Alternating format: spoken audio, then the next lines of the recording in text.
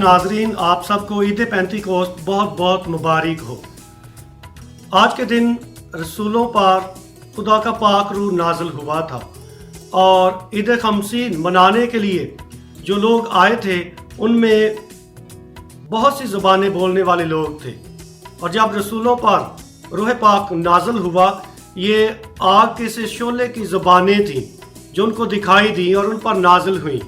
और जब उन्होंने रूह कुदस की नेमतें पाई तो वो तरह तरह की ज़बानें बोलने लगे, जिसका मतलब ये है कि जो ज़बान के लोग वहाँ पर मौजूद थे, जब वो रसूलों का कलाम सुनने लगे तो उनको ऐसे मालूम होता था, ऐसे समझ आती थी जैसे वो उन्हीं की ज़बान में कलाम कर रहे हैं।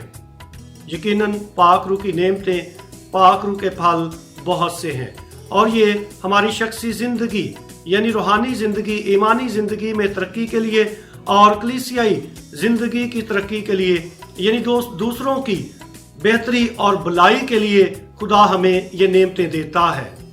यकीनन जब आप पाक रूह की हदायत के मुताबिक चलते हैं तो आप अपने दौर के अजीम और सच्चे लीडर बन जाते हैं।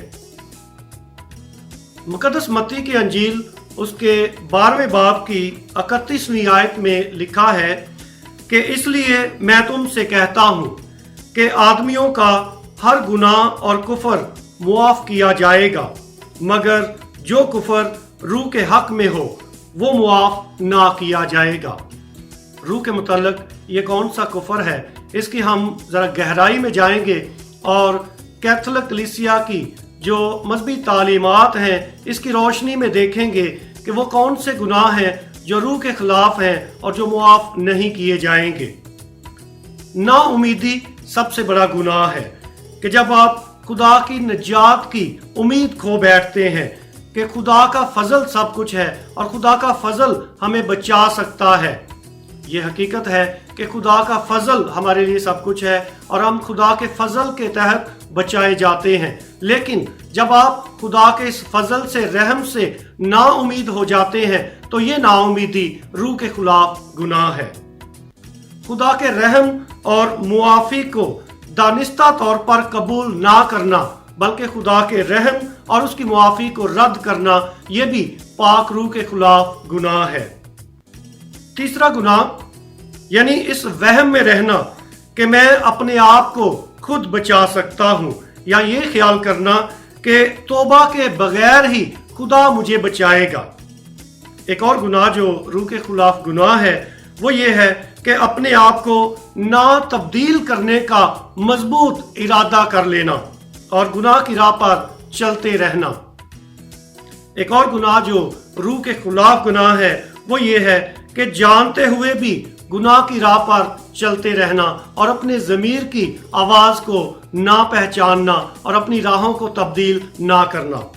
और एक और गुनाह जो रूह के खिलाफ है वो हसद है कि दूसरों की रूहानी खूबियों से हसद करना कि खुदा ने ये खूबियाँ दूसरों को दी हैं, ये खूबियाँ तो मुझ में होनी चाहिए थी।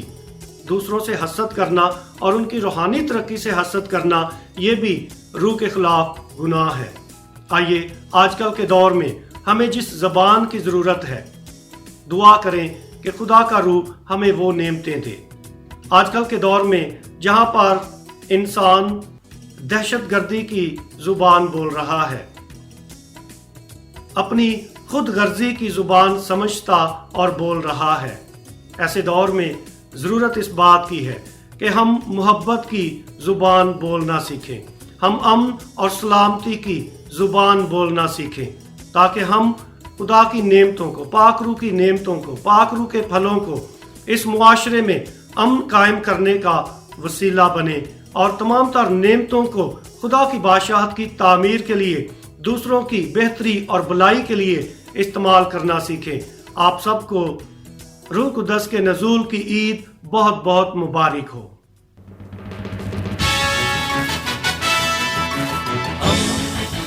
दोस्ती का पैगंबर, रेडियो वेरितास एशिया।